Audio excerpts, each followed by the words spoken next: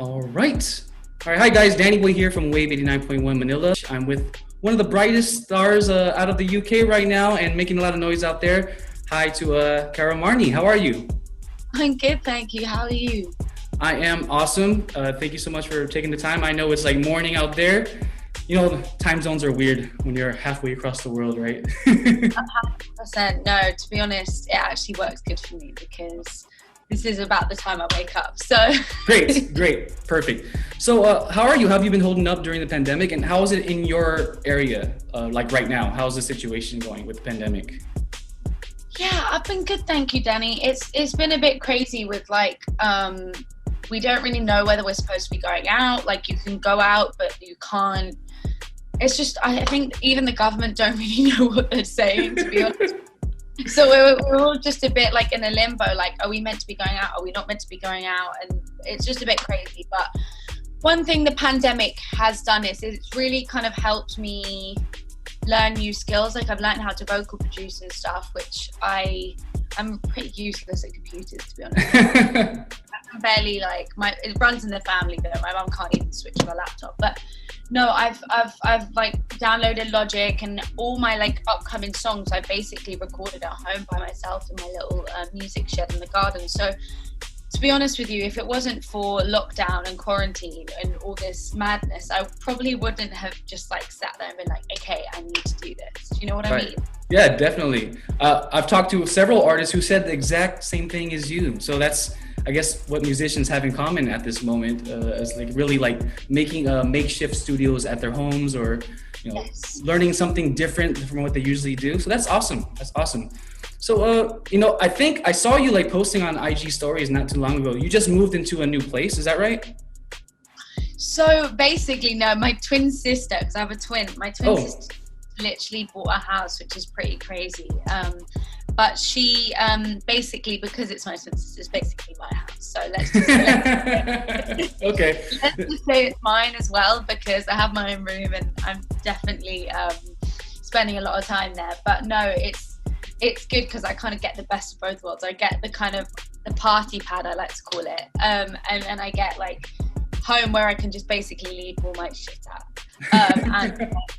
So this is my storage space, and then her house is the fun space. The fun spot. There you go. All right. Yeah. Well, your latest single, "Young Heart," featuring Russ, has gotten a lot of buzz out here, and I've been posting about it, and that's how we got in contact, because I was telling you how I was doing well out here. But I kind of wanted to backtrack first, so the fans can kind of get to know you more in depth, and then lead up to the latest single, if that's okay with you. Yes, of course. All right. So a couple of years ago, when I personally first learned about you, I think it was around the time with "Love Just Ain't Enough," if I'm not mistaken. Yes, Okay. yes, that was my first ever EP. Okay, perfect. And then like, can you talk about that time in your life and what that single, in terms of the message, means to you, and the reaction you wanted to get from people? Because that was like your first real project, right? Yeah, that EP was my first EP, and the song is basically about how it's just my experiences of love, and that I think that no matter how much you may love someone, like there's other deeper factors that are reliant on making, say, a relationship work.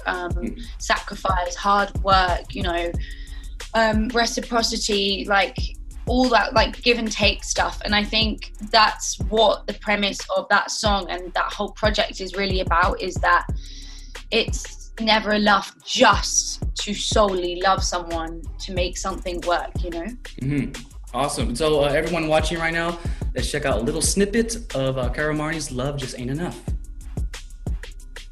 All right. Love that track. Now, that was on your debut, like you said. And what do you cherish most about the early stages of your music career? Like, when you look back at that era or time of your life, what stands out to you in terms of like the feeling you get when you think back?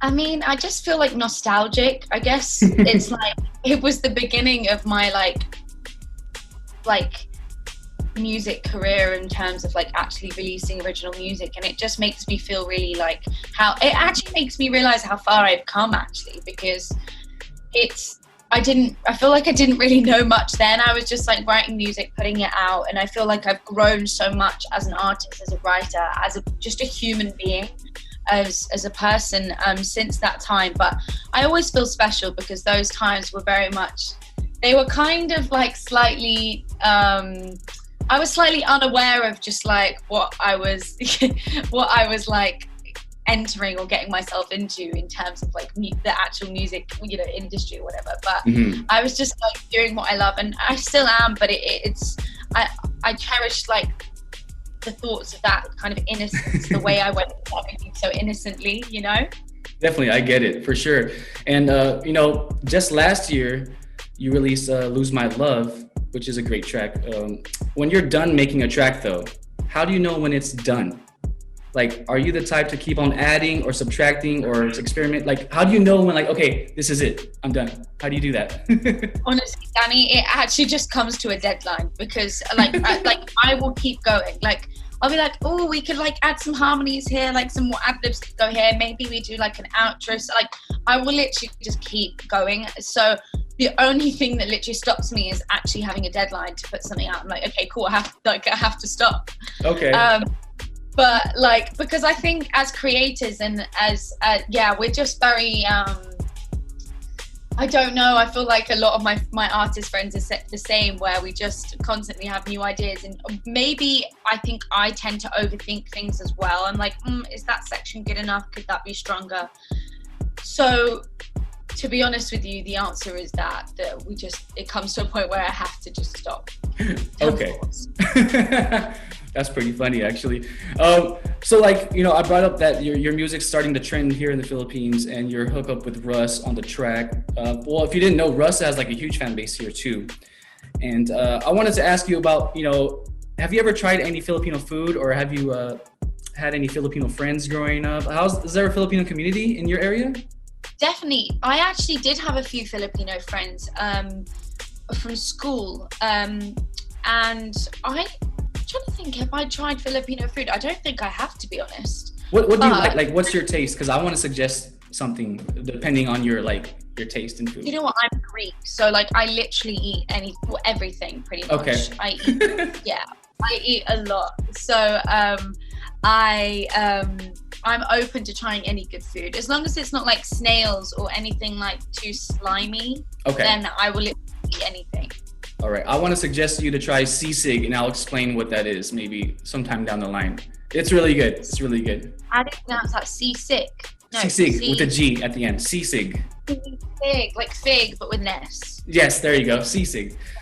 Yeah, you gotta try that. Now, one thing I love is when you do covers. You know, I love it when you do covers. And what has been your favorite? I'll give it to you. You've done your reset. Yes, yes. So, what is your favorite cover that you've done, and what would you say was your most challenging cover for whatever reason? I've done quite a few covers. I mean, to be honest, I started releasing covers just like as a way to just kind of put music out while I started my original stuff. So that really was actually the way it started, is putting covers out on YouTube. That's how I actually started, and how I kind of got found by my management and all that stuff. But my favorite cover that I've done, that's a hard one.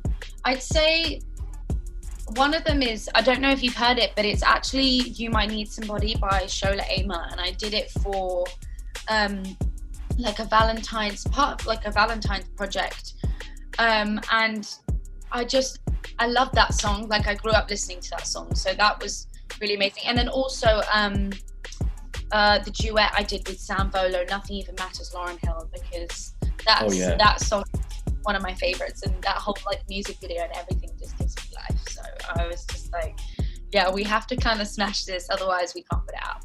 For sure. But one of my favorites you done was LMA's Trip, and she's another UK artist. Do you R&B UK artists have some type of like friendship bond type of thing? Like, do you know Ella? Do you know other UK artists in the R&B genre? Yeah, no, we all have a community here, definitely. Like, I'm friends with Mahalia and Ray Black, and you know, a lot of UK R&B artists. But I'd say LMA. I feel like she's almost classed as an American artist because LMA is like literally. I mean, LMA wouldn't be LMA if it wasn't for America, and that's why I think America. Like, I just want to move to America as well because I don't know, but they just show so much love for R&B artists. I think it's maybe not as understood as a genre in the UK. I see. So, as in, there's still love for R&B, but I feel like it's just not. I think, well, R&B originates from America, so it kind of makes sense. But at the same time, like, now all the stations will play LMA, but like before, you know, she had to get the love originally from America. And I don't know how, we have mutual friends and stuff. My friend, Jack James, I don't know if you know him, but he supported her on her tour, and so did Mahalia. Wow. Yeah, so I would love to meet her at some point because she's super sick and I think she's amazing and she's absolutely smashing it. And it's amazing to see like a female UK artist do so well, especially in America. For sure. And she gets mad love around the world too. And like, I really think the R&B scene in the UK it deserves a lot more shine. And you guys, like you were saying, Mahalia, you guys are really bringing it to the forefront. So that's awesome. And I hope there's more R&B artists that come out of the UK because of looking up to artists like you. I mean, that's the whole point, I think, right? Is to kind of inspire the younger generation. Because people were saying R&B is dead for a long time. And I never agreed with that. I just felt like it just wasn't pushed the way it deserved to be. You know what I mean? So yeah, but now I want to ask you just some random questions that has nothing to do with music. Are you ready for some randomness? I'm ready for some randomness. Okay. Pretty random myself. Okay, cool. You're stranded on an island and you can only bring 3 artists' catalogs with you to listen to for the rest of your life. Who are the 3 artists? Oh my gosh, the rest of my life. Okay, well, I mean, I know Lauryn Hill doesn't have, like, she only has 2 albums, but still, like, I have to listen to Lauryn Hill. Fuji stuff, I guess you can count. Yeah, Fuji's, okay, cool, yeah. But then is that 2 artists, 2, okay. Let's just... Lauryn Hill. I would say Amy Winehouse as well. I love her so much. And one more. Brandy. Wow. Okay, cool. All right, here's a game of words. So basically, I'll just say a word and then tell me right away the first thing that comes to mind. That's it. Okay. All right. Games. Riding. I feel like this is quick fire. You're like, what? Anything that comes to mind. Yeah, games. When I think of games, I just think of riding the bike, like when I was going around my street and like throwing hot water. What? Not hot water balls, it's water balloons. Water balloons. Okay, understood. Soul. I just think of like Minnie Riperton, Aretha Franklin, you know, Brandy. My music, just soulfulness. Soul. Okay. Lyricist. Amy Winehouse. Awesome. All right, now this next part is my favorite. So I'll mention items and you tell me your favorite of each item.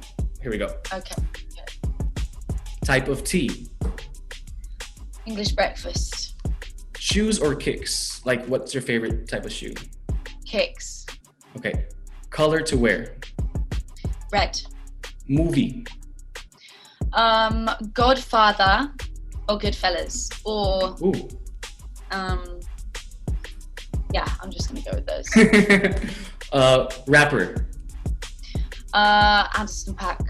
Ooh, yes. He just released a new one. He's really dope too. Accessory. Favorite accessory. Oh, obviously Russ as well, but like Anderson. Russ. Okay. Yeah. Favorite accessory. Accessory. Hoops. I literally live in hoops. I will literally sleep in hoops. Okay, I don't sleep in hoops. Favorite phone app. Instagram. I hate to say it, but it is. Oh no, notes and my voice memos when I'm like. Oh yeah, for sure. That's like essentials for you. All right. That's like if that went, I would die. And last one of these, place to travel to. Ooh, I would love to I actually would love to travel to the Philippines. You know, I've heard it's so beautiful, and the fruit. Apparently, your fruit's amazing. Is that right? Our mangoes are amazing, amongst others. Yes. I'm just coming for the mangoes out here, to be honest. Mangoes are my favorite. Best mangoes in the world. I promise you. I promise you. All right. I have one more question from one of these random questions. What is the funniest British stereotype, but you feel that it's kind of true? What would you say? What would you say that is? Funniest British stereotype. That we just drink tea is. I mean, that is kind of a stereotype, isn't it? Yeah. Or like, I'm trying to think. I feel like I don't know. Is that? Do you know what? I don't feel that there are many stereotypes. And then there's. I mean, the weather's. Well, no, but that's not a stereotype, is it? But I think the tea. Because everyone I mentioned, or everyone I know that's British, they always talk about tea. So that just stands out. But it's not a bad thing at all. It's just, it's just part of your culture, drinking tea. Yeah, definitely. And if I ask an American person to do an impression of English, I drink tea, and I'm like, is that the only thing you think we do? Just like wake up, drink tea. Oh man, last week I interviewed a band from the UK. They're called New Rules. It's a trio. Like a boy band. Yes, I know the boys, yeah. Okay, and then we were talking about how most Americans can't do a British accent, but most British people can mimic an American accent. And then I think they wanted me to try it, but I didn't want to embarrass myself because I am terrible. Oh my God, I can't do it. I can't do it. But I can say Harry. Harry, that's all I can say. Harry, I can say my name's Danny Boy, we're here. Manila. Radio. Catching up with Kara. Everyone says Kara as well. That's quite funny. Well, the Filipino accent, our A's are usually soft A's, so I kind of got that right away with Kara Marni, right? So. Oh yes. That's There you go. There you go. All right, back to the music. Let's talk about Young Heart. Finally, it gets mad love, like I said.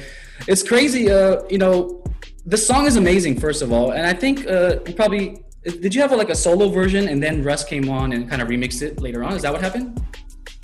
Yeah, well, basically, my initial idea wasn't to be honest with you, I didn't know Russ at that point. But I wrote the song, and it was, to be honest with you, I did think of someone. I was like, this could be sick if we had a feature on it.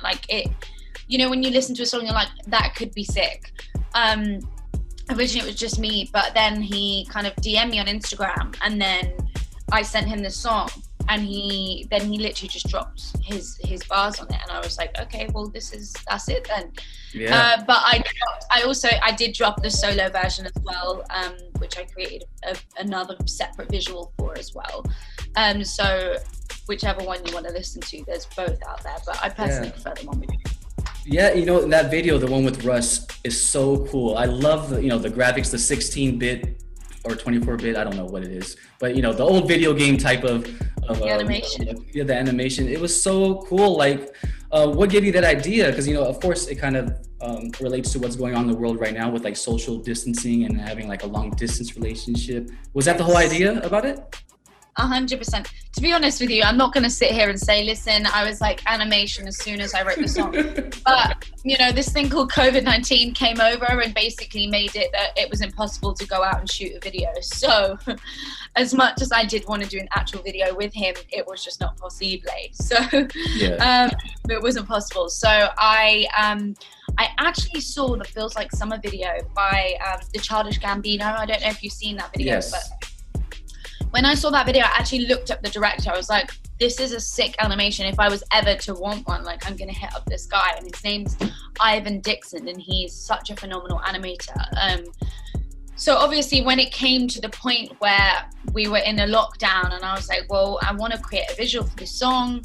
That was the first thing that came to mind. I was like, oh, let me hit up Ivan and see what he thinks about the video.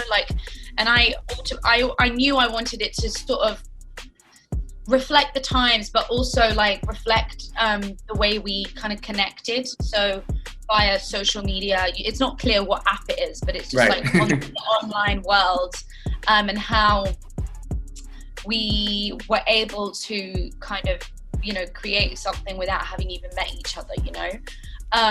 So he absolutely smashed it, but there were so many little things that I see in the comments. They're like, oh my god, it's so sick, how specific everything is. Like, Yeah. with details in his house and the details of my house, it's literally the exact same. I made it that I wanted the logo in his pool. I wanted the eyes.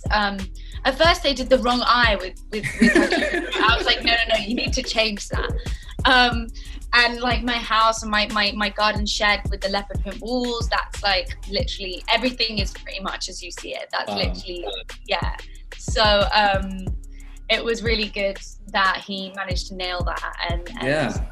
I'm just super happy. It's one of my favorite videos. Maybe I should just not be in any of my videos. All animation from now on. It's their favorite, and I'm like, okay, well that's great. So that just basically means I shouldn't be in any of them. No, of course not. Just for this one. Have you ever been in an actual long distance relationship though? Has that ever happened in your life? And wait, one more part of that question. And if, whether it's yes or no, what advice would you give to a friend that was going through a long distance relationship? Do you know what? I haven't been in an actual long distance relationship, but over this pandemic, I have been in a long distance. Can't say it. I can't even speak. This is what's happened to me. I've just forgotten it's how right. to work. But it's been too long in this lockdown. No, I have been. I mean, I met someone on holiday that I then that I really liked, and then that's a kind of long distance thing. I mean, we're not in a relationship per se, right, but like it's really hard to try and keep that kind of spark going when they're not even in the same country as you. That's tough. It's really tough. And the advice I would say is that if you guys really want to make it work, it will work. Like, because it is all about how much effort you put in, you know, calling, texting. But at the same time, it's difficult if you haven't established like a ground. Like, it's difficult to like lift things off the ground if you're in long distance. Like with this guy, for example, that I met on holiday that I really liked. When we don't have like a solid, like we haven't been in a relationship, we haven't like properly done that. We just like each other. Trying to keep that going is difficult, but I guess if you really want to make anything work, it's possible. Like if you really want to, it's possible. And to be honest with you, I actually think it would work well for me, because I get bored quite quickly. Not bored, but just like I don't have time to see someone like every day as well. Like I'm like, you need your own space and your own time for yourself. That's important too. Definitely. Like if I'm like coming home from the studio, I don't want to have to go and see. Do you know what I mean? I might just want to go home, knock out. Yeah, knock out, literally. So right. Yeah, it depends how you feel. If you want to make something work, though, you definitely can. Okay, that's solid advice from Cara Marni. And you know, I want you to please, if you can, give a shout out to all your fans out here in Manila, in the Philippines itself, and the Filipino community watching around the globe, including the States. Any message for them? Honestly, I love you guys so much, and thank you all for the support. I appreciate it so much, and I'm definitely going to come at some point and try the food that you told me, which is seasick. Yes. Seasick. And the mangoes. And the mangoes. But yeah, I've got a new song as well coming actually next month, 20th of November, Nice. which I can't wait for you to hear. So that's coming, and then a new project will be coming to follow early next year, which I'm literally finishing up right now. So I can't wait for you to hear that. Thank you all so much for the support. I really appreciate it. That's right. So, wow, that's news. November 20th, new song from Cara Marni, so watch out for that. Follow her on all social media. Is it just Cara Marni across the board? Everything, yeah. Cara Marni, wherever there's an app, it should be there. There you go. Cara, I want to thank you so much. It was so nice of you to come through, and I wish you nothing but the best. And when your new stuff is out, I'm definitely going to be supporting. We're all going to be supporting.